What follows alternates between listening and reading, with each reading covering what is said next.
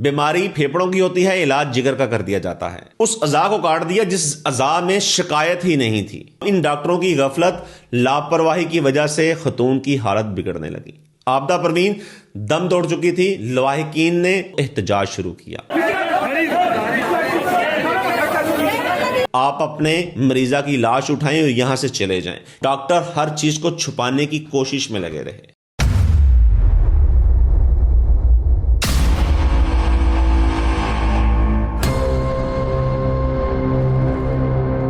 ناظرین، آج کی رپورٹ ریاست کے حوالے سے ہے، یعنی سنتے جائیں اور شرماتے جائیں۔ یہاں پر بیماری پھیپڑوں کی ہوتی ہے، علاج جگر کا کر دیا جاتا ہے۔ پاکستان کا دارالحکومت اسلام آباد یہاں کا سب سے بڑا اور سرکاری مہنگا ہسپتال، یہ اس کی سچی تصویر ہے۔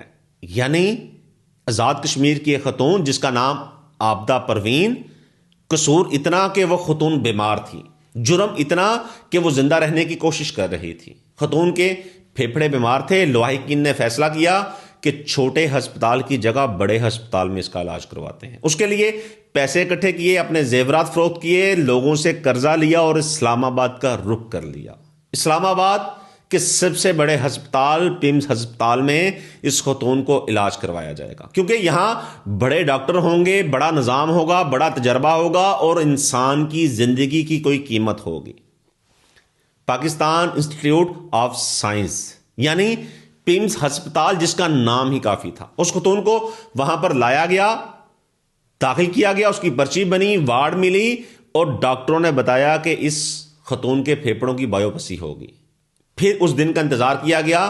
دن آنے پر تیاریاں مکمل کی گئی، فائل بنوائی، دستخط ہوا، وردی ملی اور ڈاکٹروں نے کہا اگر سسٹم نے اجازت دی تو ہم اس خاتون کی جان بچا لیں گے۔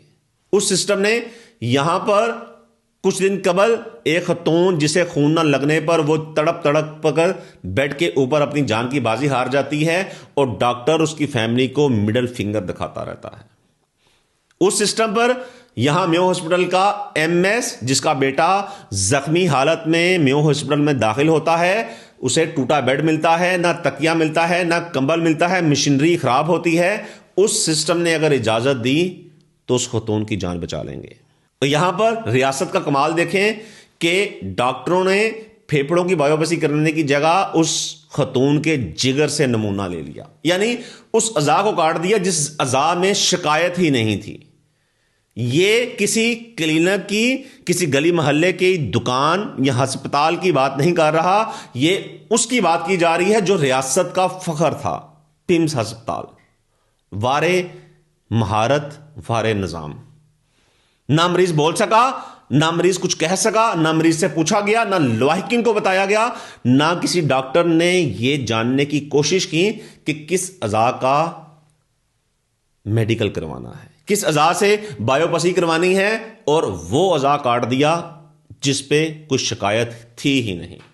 بایوپسی ایک طبی ٹیسٹ ہوتا ہے، یہ جسم کے کسی حصے سے کاٹ کر وہاں سے ٹشو نکال کر لیبارٹری میں جانچ کے لیے بھیجے جاتے ہیں۔ پھر وہاں پر دیکھا جاتا ہے کہ ایک خطرناک انفیکشن تو نہیں ہے، مریض کو کینسر تو نہیں ہے، بیماری کی شدت اور اس کی نوعیت کے متعلق معلومات لی جاتی ہے۔ اب پیمز ہسپتال کے ڈاکٹر جنہوں نے خاتون کے پھیپڑوں کی بایوپسی کروانی تھی، انہوں نے جگر کا نمونہ لے کر بھیج دیا، وہ حصہ کاٹ دیا جہاں کوئی شکایت تھی ہی نہیں، مرض تھی ہی نہیں، مریض کو کوئی درد ہی نہیں تھا۔ اب ان ڈاکٹروں کی غفلت، لاپرواہی کی وجہ سے خاتون کی حالت بگڑنے لگی۔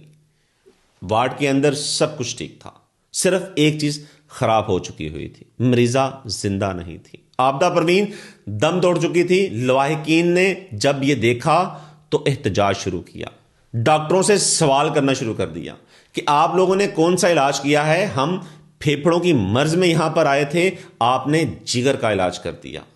یہ وہ سوال تھا جو ڈاکٹروں کی نالائکی انہیں دکھا رہا تھا۔